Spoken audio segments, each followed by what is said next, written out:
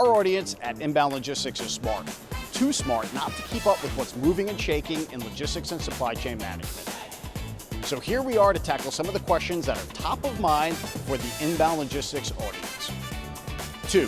What's the one thing you've seen here at MODEX that would have been unthinkable 5 years ago? Everybody's saying the word AI. How more and more companies are integrating AI. I mean, AI with robotics is just incredible. Who's going to dive into AI first? I think automation. Look, it's an obvious answer, but the role that software is playing right now to drive flexibility. Unthinkable. Maybe not unthinkable, but I think that we've seen just a huge evolution and adoption of the AI in the technology. You know, 5 years ago, folks were a little more skeptical. Lucas has been in this game for a while, but it seems like everybody's sort of realized that this is okay in the world of enterprise and distribution to bring more AI in. The number of companies that are entering the market, I don't think that I expected so many different alternative technologies to solve the problem so rapidly. It really feels like in the last 5 years particularly, like the amount of players far outpaces what I would have ever expected. So the main difference that I can see when walking through the aisles of the show is comparing, for example, the shows we have now in these years also in Europe. There is a big demand, a big offering of AI applications, what I saw also connecting with, and as well also what we are showing here in our booth. So having AI in supporting the business and not just being a kind of,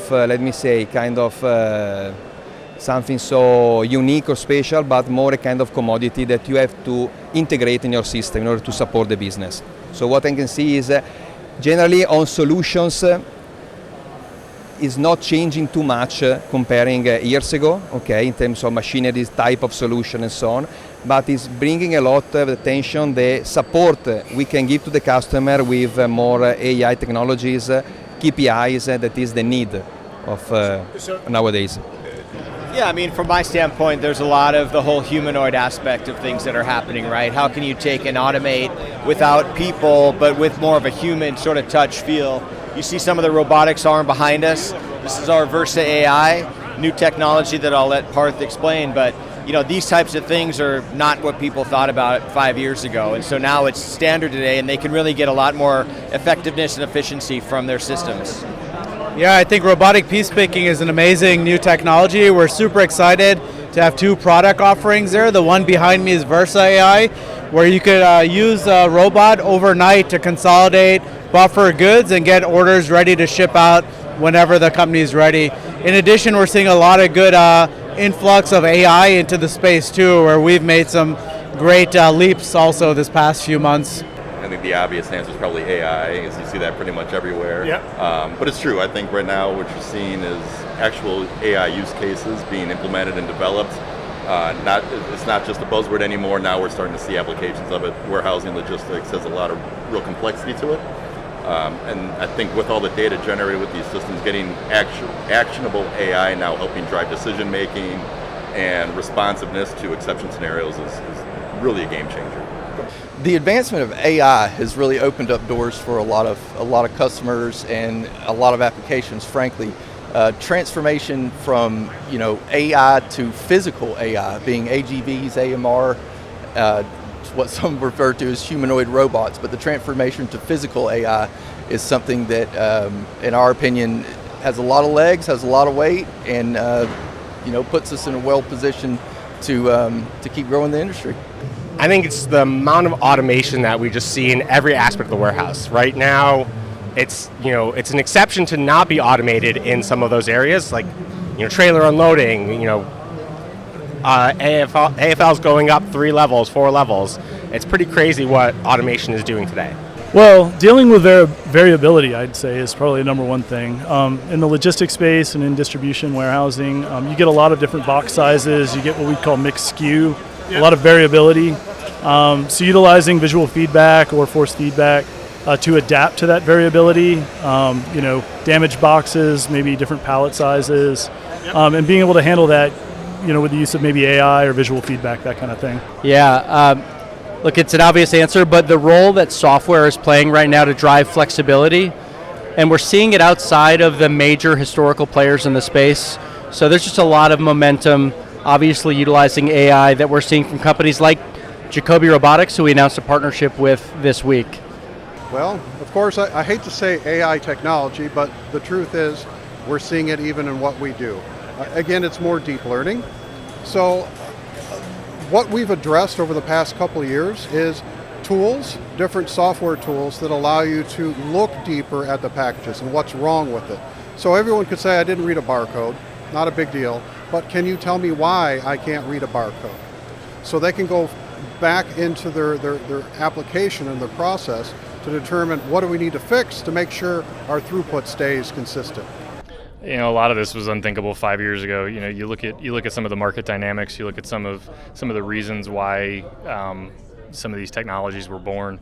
You know, we don't make, for the most part, real big million square foot buildings anymore. We're doing a lot more with smaller facilities, buildings that have existed, buildings that are being retrofitted and that kind of thing. So how do we squeeze more out of the existing floor space, that kind of thing. So these technologies that get into a lot more denser storage, while still remaining flexible and scalable, is really interesting to watch. Everybody's saying the word AI. Too much. So, and we're really, we're using AI, of course, as well, but it's really about machine learning, and it's about using data really, really well. But at the same time, you have to be a little careful because some of the AI tools just use whatever data they have. Yep. And you want to make sure you're solving the problems, and you really need to dig into how a process works, deep understanding of it, lean management thinking, and then you can get that data and solve problems. I was trying to think of a very original answer for this, but I think it's probably what a lot of people are saying. I mean, AI is everywhere, right? And it has been to some degree, but I'd say there's an urgency now. And so, as an organization, we look at how can we not just fit a trend, but how can we actually leverage this new technology both internally for producing a better product, but also give it to our clients so that they can, for example, automate the gate, get access to that data they're looking for. So, 5 years ago, I think about my first MODEX, visibility, where are my trailers? Nobody said the word artificial intelligence. That's got to be number one. Probably the humanoid robots. It's always been machines of some sort, but now how do you pick individual pallets? How do you deal in a complex environment? And I think the evolution of that's been kind of exciting to watch. I don't know if anything's deployed yet, but it seems to be coming.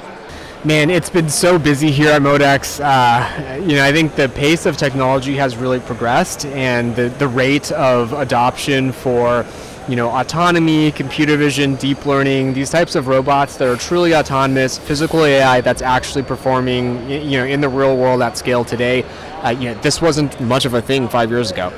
I think it's the intertwine of the robotics and hardware and the software and the AI all kind of come in together to orchestrate solutions for folks. It's pretty impressive. My goodness, technology, automation, robotics. Before in the warehouse, we were looking about how to be very efficiency and be very proactive. But right now we can see AI technology making decisions in real time and giving the team, empower the team with all these decisions in real time. So I can say technology is amazing. You couldn't believe this happening. Oh my, wow. I feel like any interview isn't complete without AI. Yeah. AI with robotics is just incredible, right? Where it goes, still to be determined.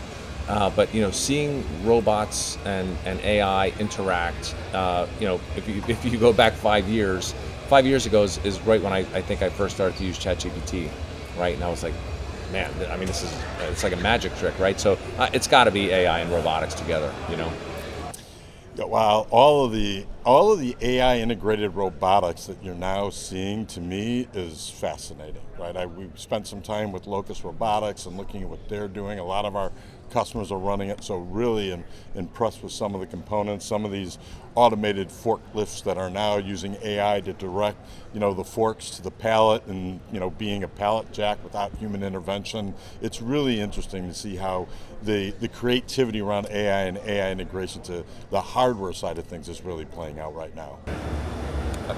I wouldn't go back 5 years ago. I would even go back 6 months ago. To be honest, yeah. Right? So I'm traveling globally, so I meet a lot of customers. And what is very clear here at MODEX and in the US is the US is way more advanced when it comes to robotics, automation, warehouse automation software.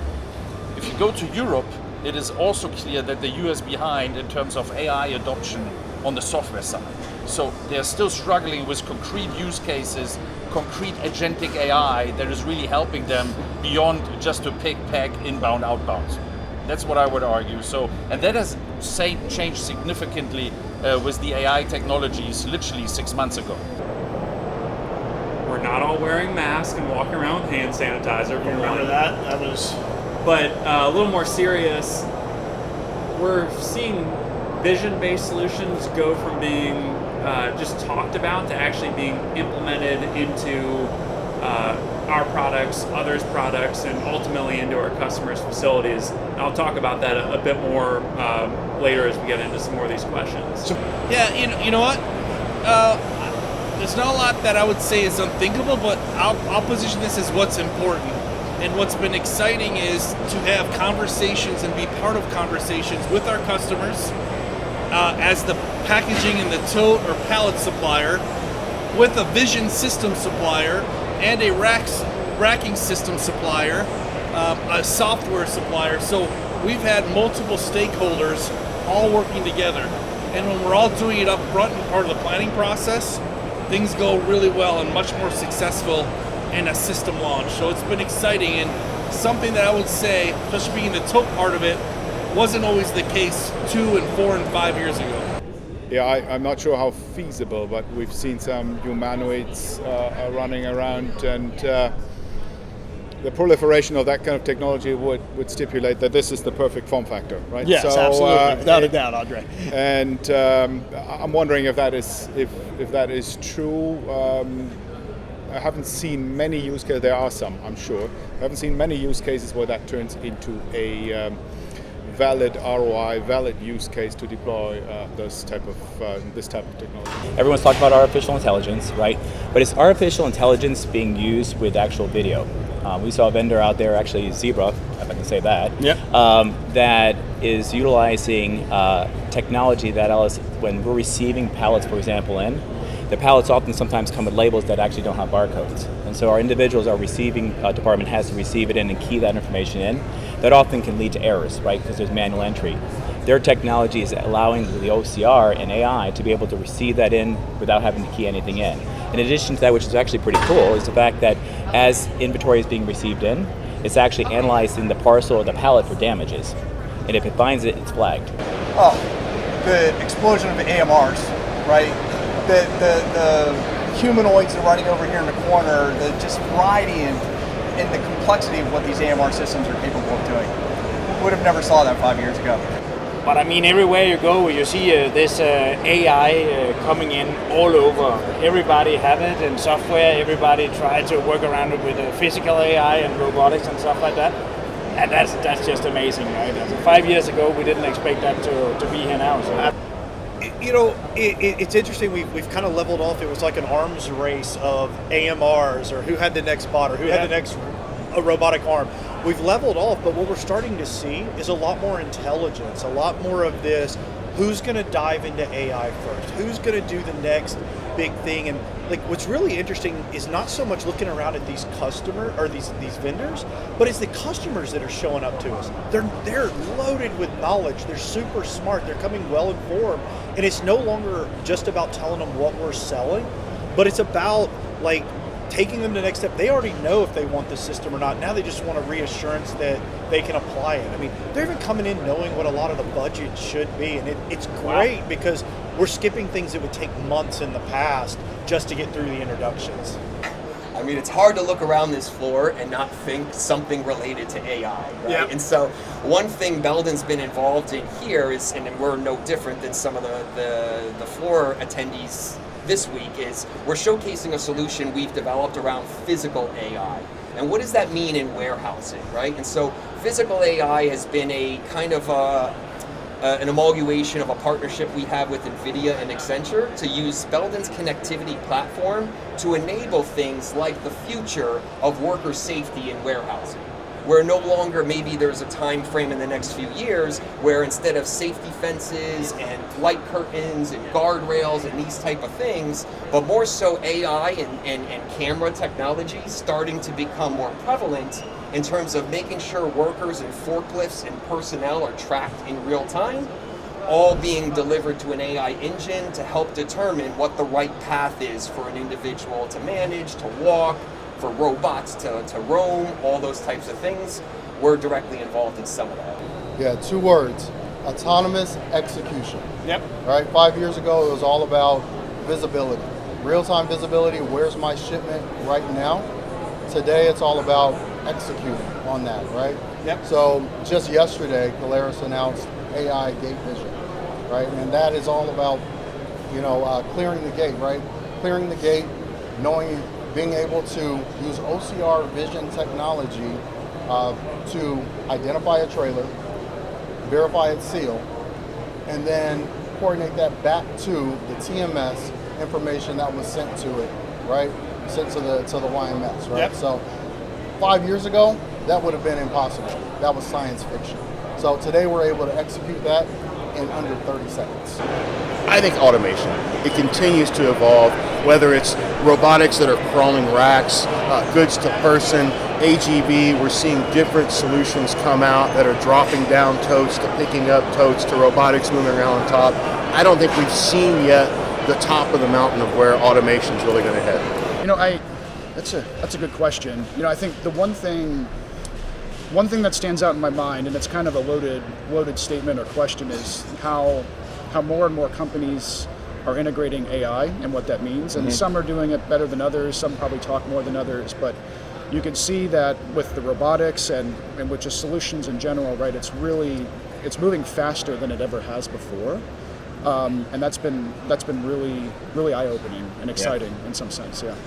Well, walk around, you see lots of robotic companies. Really? It seems, yeah, exactly. Everybody's coming out with the mobile robotics, the mini load type applications. That is something that is, within the last 5 years that you're seeing continue to grow. A lot more players in that space. And full transparency, I was over in Europe at their trade show, and everyone had humanoids. So that is coming to the market fast as well. So it's before long it'll be over here as well. So it's pretty interesting. I think the first thing we cannot avoid one topic is about physical AI. Of course, and also the humanoid, no matter humanoid or the embodied robotics. I see that some AMR companies, they also have their picking robot.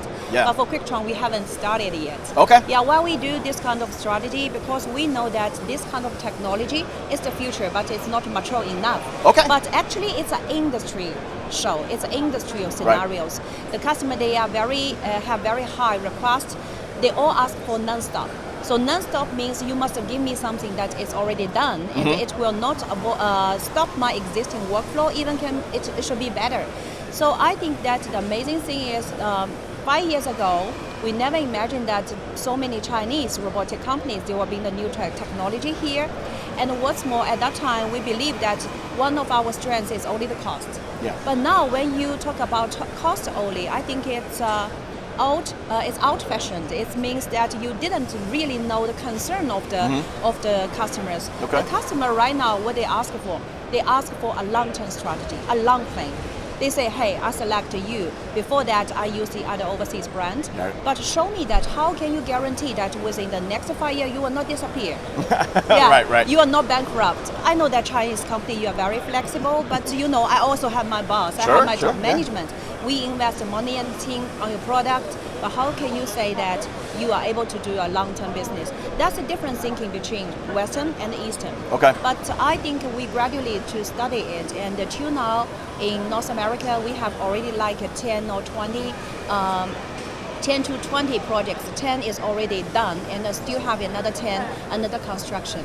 And the same thing in Canada, in Mexico, and by the way, in South America, the market increase is also amazing. So we had a big, I just referred that we have a big customer, Mercado Libre there. Last year, we won an order with 3,000 units AMRs. Oh, okay. Yeah, wow. Yeah. the sheer growth in automation. Yeah. The amount of AGV, AMR solutions that are here now, the robots, the robotic world, doing things that 5 years ago I would never have thought of. Sure. You know, humanoids now, you name it. Everything is robotic. And I think that is the biggest change. Particularly at my age of 57, you know, I never saw that coming 20 years ago for sure, and even 5 years ago, not to where it is today. Well, first of all, we're very happy to see that the MODEX is growing. Sure, it really became a huge show, I would say one of the most important shows in the intralogistics. So we were really glad to see that. Secondly, also I would say that having new companies and exhibiting at the MODEX, it's very it's astonishing. It is. So many new companies, national, international, being part of MODEX, being part of MHI, and also exhibiting. So that's also something worth to mention. And at last but not least, to see the development in certain fields, especially in, I would say, robotics and AI, that is really, really astonishing.